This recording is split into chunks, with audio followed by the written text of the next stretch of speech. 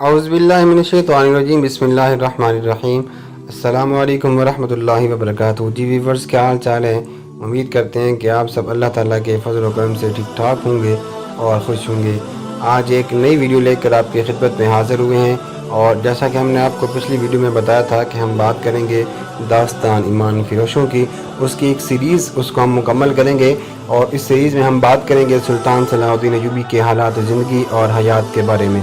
हम बात करते हैं दास्तान ईमान फ़रोशों की दूसरी किस्त के बारे में। सुल्तान सलाहुद्दीन अय्यूबी, उनकी नज़र में सुल्तान सलाहुद्दीन तिफ़ल मकतब था, लेकिन जब सुल्तान सलाहुद्दीन ने उनका सामना किया और बातें सुनी तो उनका एहतजाज सर्द पड़ गया। यूरोपियन मौरखीन लैन पोल के मुताबिक सुल्तान सलाहुद्दीन अय्यूबी डिसिप्लिन का बहुत ही सख्त साबित हुआ। उन्होंने तफरीही, अयाशी और आराम को अपने और फ़ौज के लिए हराम करार दे दिया। उन्होंने अपनी तमाम जिस्मानी और ज़हनी क़ुव्वत को सिर्फ इसमें खर्च किया कि मिल्लत इस्लामिया को फिर से एक कर सकें और सलीबियों को यहाँ की सरजमीन से निकाल सकें। सुल्तान सलाहुद्दीन अय्यूबी फ़लस्तीन पर हर कीमत से कब्ज़ा करने चाहते थे और यही मकासद सुल्तान सलाहुद्दीन अय्यूबी ने अपनी फ़ौज को देकर मिस्र रवाना कर दिया।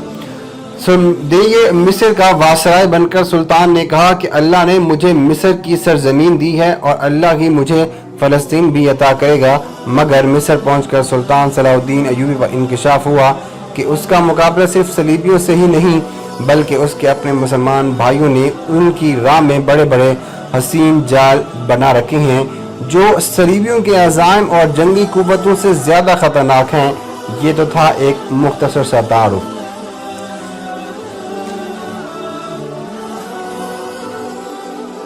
सुल्तान सलाहुद्दीन अय्यूबी रहमतुल्लाह अलैह की हालात ज़िंदगी के बारे में हम बात कर रहे थे। मिस्र में सुल्तान सलाहुद्दीन अय्यूबी ने जब अपनी हुकूमत को जमा लिया, मिस्र में जिन ज़ुअमा ने सुल्तान का इस्तकबाल किया उनमें एक नाजी नामी सालार बहुत अहमियत का हामिल था। सुल्तान ने सबको सर से पाँव तक देखा। सुल्तान के होंठों पर मुस्कुराहट और ज़ुबान पर प्यार की चाशनी थी।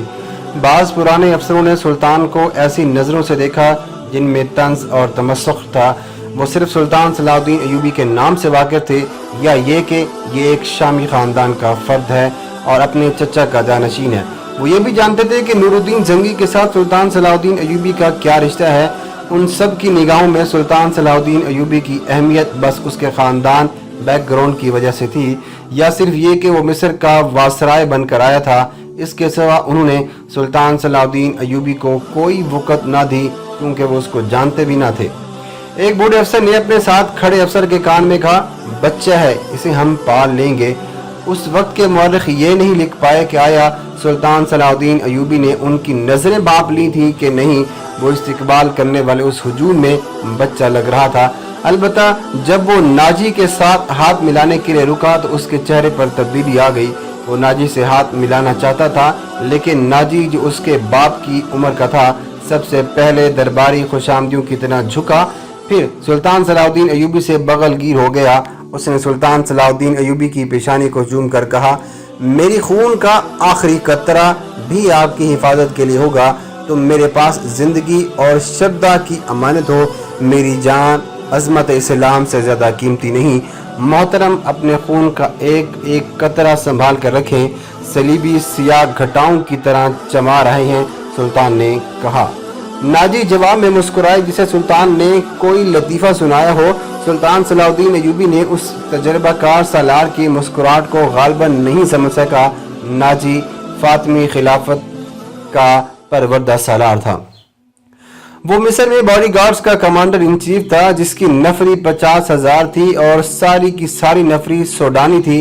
ये फौज उस वक्त के जदीद हथियारों से लैस थी और यही फौज नाजी का हथियार बन गई थी जिसके जोर पर नाजी बेताज बादशाह बन गया था। वो साजिशों और मफाद परस्तों का दौर था। इस्लामी दुनिया की मरकजियत ख़त्म हो गई थी। सलीबियों का बेनिहायत दिलकश तकरीब कारियाँ शुरू हो रही हैं। ज़ेर सरपरस्ती में और ताइश का दौरा था। जिसके पास ज़रा सी भी ताकत थी वो उसको दौलत और इक़्तिदार के लिए इस्तेमाल करता था। इस्लामी दुनिया की मरकजियत ख़त्म हो गई थी। सलीबियों की भी निहायत दिलकश तकरीब कारियाँ शुरू हो रही हैं। जबरदस्ती, जोर परस्ती और ताइश का दौरा था। जिसके पास जरा सी भी ताकत थी वो उसको दौलत और इक़्तिदार के इस्तेमाल करता था। सूडानी बॉडीगार्ड फौज का कमांडर नाजी मिस्र में हुक्मरानों और दीगर सरबराहों के लिए दहशत बना हुआ था। अल्लाह ने उसको साज दिमाग दिया था। नाजी को इस दौर का बादशाह साज कहा जाता था। बनाने में और बिगाड़ने में खसूसी महारत रखता था। उसने सुल्तान सलाहुद्दीन अय्यूबी को देखा तो उसके चेहरे पर एक मुस्कुराहट आई, जिसे एक कमजोर और नहीफ भेड़ को देखकर एक भेड़िए के दांत निकल आते हैं। सुल्तान सलाहुद्दीन अय्यूबी ने उसका जहर खंदा समझ न सके। सुल्तान सलाहुद्दीन अय्यूबी के लिए सबसे ज्यादा अहम आदमी नाजी ही था, क्योंकि वो 50,000 बॉडीगार्ड का कमांडर था और सुल्तान सलाहुद्दीन अय्यूबी को फौज की बहुत अशद जरूरत थी। चुनाचे सुल्तान सलाहुद्दीन अय्यूबी से कहा गया कि हुजूर बड़ी लंबी मुसाफा से आप तशरीफ ला रहे हैं, पहले आप आराम कर लें। तो सुल्तान सलाहुद्दीन अय्यूबी ने कहा, मेरे सर पर जो दस्तार रखी गई है मैं उसके लायक न था। इस दस्तार ने मेरी नींद और आराम खत्म कर दिया है। क्या आप हजरात मुझे उस छत के नीचे लेकर नहीं जाएंगे जिसके नीचे मेरे फराज मेरा इंतजार कर रहे हैं? क्या हुजूर काम से पहले ताम लेना पसंद करेंगे? उसके नायब ने कहा। सुल्तान सलाहुद्दीन अय्यूबी ने कुछ सोचा और उसके साथ चल पड़ा। लंबे टड़ंगे बॉडीगार्ड उस इमारत के सामने 2 रवैया दीवार बनकर खड़े थे, जिसमें खाने का इंतजाम किया गया था। सुल्तान सलाहुद्दीन अय्यूबी ने फौजियों की कदबुत और हथियार देखे तो उनके चेहरे पर रौनक आ गई, लेकिन दरवाजे में कदम रखते ही ये रौनक खत्म हो रही। वहां 4 नौजवान लड़कियां, जिनके जिस्मों में जहद, शिकन, लचक और शानों पर बिखरे हुए रेशमी बालों में कुदरत का हुस्न समाया हुआ था, हाथों में फूलों की पत्तियों से भरी हुई टोकरियां लिए हुए खड़ी थी। उन्होंने सुल्तान सलाहुद्दीन अय्यूबी के कदमों में पत्तियां फेंकना शुरू की और उसके साथ दफ की ताल पर ताऊस, दरबाब और शहनाइयों का मशहूर कुन नगमा उभरा। सुल्तान सलाहुद्दीन अय्यूबी ने रास्ते में फूलों की पत्तियां देखकर कदम पीछे कर लिए। नाजी और उसका नायब सुल्तान सलाहुद्दीन अय्यूबी के दाएं बाएं थे। वो दोनों झुक गए और सुल्तान सलाहुद्दीन अय्यूबी को आगे बढ़ने की दावत दी। ये वो अंदाज था जो मुगलों ने हिंदुस्तान में राज किया था। सुल्तान सलाहुद्दीन अय्यूबी फूलों की पत्तियां मसलने नहीं आया। अय्यूबी ने ऐसी मुस्कुराहट से कहा जो लोगों ने भी हिम्मत बहुत ही कम किसी के होंठों पर देखी थी। हम हुजूर के कदमों में आसमान से तारे भी नोच कर बिछा सकते हैं। नाजी ने कहा, अगर मेरी राह में कुछ बिछाना ही चाहते हो तो वो एक ही चीज है जो मुझे बहुत ही पसंद है। सुल्तान सलाहुद्दीन अय्यूबी ने कहा, आप हुक्म दे, वो कौन सी चीज है जो सुल्तान के दिल को भाती है? नाजी के नायब ने कहा, सलीबियों की लाशें। सुल्तान सलाहुद्दीन ने मुस्कुरा कर कहा, मगर जल्द ही ये मुस्कुराहट खत्म हो गई। उसके आंखों से शोले निकलने लगे। उन्होंने धीमी आवाज में, जिसमें गजब और इताब छुपा हुआ था, कहा, मुसलमानों की जिंदगी फूलों की सेज नहीं है। जानते नहीं हो सलीबी सल्तनत मिल्लत इस्लामिया को जौ की तरह खा रहे हैं, और जानते हो कि वो क्यों कामयाब हो रहे हैं? सिर्फ इसलिए कि हमने फूलों की पत्तियों पर चलना शुरू किया। हमने अपनी बच्चियों को नंगा करके उनकी असमतें रोन डाली। मेरी नजरें फलस्तीन पर लगी हुई हैं। तुम मेरी राह में फूल डालकर मिस्र से भी इस्लामी झंडा उतरवा देना चाहते हो क्या? सुल्तान सलाहुद्दीन ने सबको एक नजर से देखा और दबदबे से लहजे में कहा, उठा लो ये फूल मेरे रास्ते से। मैंने इन पर कदम रखा तो मेरी रूह छलनी हो जाएगी। हटा दो इन लड़कियों को मेरी आंखों के सामने से। ऐसा ना हो कि कहीं मेरी तलवार इनकी जुल्फों में उलझकर बेकार हो जाए। हुजूर की जाहे हशमत, मुझे हुजूर ना कहो। सुल्तान सलाहुद्दीन अय्यूबी ने बोलने वाले को यूं टोक दिया जैसे तलवार से किसी की गर्दन काट दी हो। सुल्तान सलाहुद्दीन अय्यूबी ने कहा, हुजूर वो है जिनका नाम का तुम कलमा पढ़ते हो, जिनका मैं गुलाम हूँ, दाम हूँ, मेरी जान फिदा हो उस हुजूर पर जिनके मुकद्दस पैगाम को मैंने सीने पर कंधा कर रखा है। मैं यही पैगाम लेकर मिस्र आया हूँ। सलीबी मुझसे ये पैगाम छीन कर बोहरा रूम में डुबो देना चाहते हैं, शराब में डुबो देना चाहते हैं। मैं बादशाह बनकर नहीं आया। लड़कियां किसी के इशारे पर फूलों की पत्तियां उठाकर वहां से हट गई थीं। सुल्तान तेजी से दरवाजे के अंदर चले गए। एक वसी कमरा था जिसमें एक लंबी मेज रखी हुई थी जिस पर रंगारंग फूल रखे हुए थे उनके बीच बरोस्ट किए गए बकरों के बड़े बड़े टुकड़े, सालम मुर्ग और जाने क्या क्या रखा गया था। सुल्तान सलाहुद्दीन अय्यूबी रुक गए और अपने नायब से कहा, क्या मिस्र का हर एक बादशाह ऐसा ही खाना खाता है? नहीं हुजूर, गरीब तो ऐसे खाने का ख्वाब भी नहीं देख सकते। नायब ने कहा, तुम किस कौम के फर्द हो? सुल्तान सलाहुद्दीन अय्यूबी ने कहा, क्या इन लोगों की कौम अलग है जो ऐसे खानों का ख्वाब भी ना देख सके? किसी तरफ से कोई जवाब नहीं आया। सुल्तान सलाहुद्दीन अय्यूबी ने फिर और उनको गुस्सा आया, इस जगह जितने भी मुलाजिम हैं और जितने भी सिपाही ड्यूटी पर मौजूद हैं, उन सबको बुलाओ और ये खाना उनको दे दो।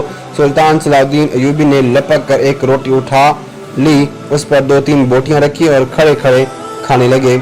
निहायत तेजी से रोटी खाकर पानी पिया और बॉडीगार्ड्स के कमांडर नाजी को साथ लेकर उस कमरे में चले गए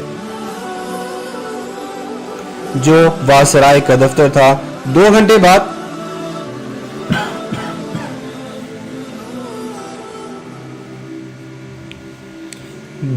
बाद नाजी दफ्तर से निकल कर दौड़ा, अपने घोड़े पर सवार हुआ, एड़ी लगाई और नजरों से ओझल हो गया। रात नाजी के 2 कमांडर जो उसके हमराज थे बैठे उसके साथ शराब पी रहे थे। नाजी ने कहा, जवानी का जोश है, थोड़े दिनों में ठंडा करा दूंगा। कमबख्त जो भी बात करता है कहता है रब्बे काबा की कसम, सलीबियों को मिल्लत इस्लामी से बाहर निकाल कर ही दम लूंगा। सुल्तान सलाहुद्दीन अय्यूबी, एक कमांडर ने तंजिया कहा, इतना भी नहीं जानता कि मिल्लत इस्लामी का दम निकल चुका है, आप सूडानी हुकूमत करेंगे? क्या आपने उन्हें बताया नहीं कि ये 50,000 का लश्कर सूडानी है और ये वो लश्कर है जिसे वो अपनी फौज समझता है, सलीबियों के खिलाफ नहीं लड़ेगा। दूसरे कमांडर ने नाजी से पूछा, तुम्हारा दिमाग ठिकाने पर है? मैं इसे यकीन दिलाया हूं कि ये 50,000 सूडानी शेर सलीबियों के परखच्चे उड़ा देंगे। लेकिन आगे वो चुप हो गया। नाजी चुप होकर सोच में पड़ गया। लेकिन क्या? उसने मुझे हुक्म दिया कि एक मिस्र के बाशिंदों की एक फौज तैयार करो। उसने कहा कि एक ही मुल्क की फौज ठीक नहीं होती, बल्कि उन्होंने कहा कि मिस्र की फौज बनाकर उनमें शामिल कर दो। नाजी ने कहा, तो आपने क्या जवाब दिया? मैंने कहा कि हुक्म की तामील होगी, लेकिन मैं इस हुक्म की तामील नहीं करूंगा। नाजी ने जवाब दिया। मिजाज का कैसा है? उरूस ने कहा, जिद का पक्का मालूम होता है।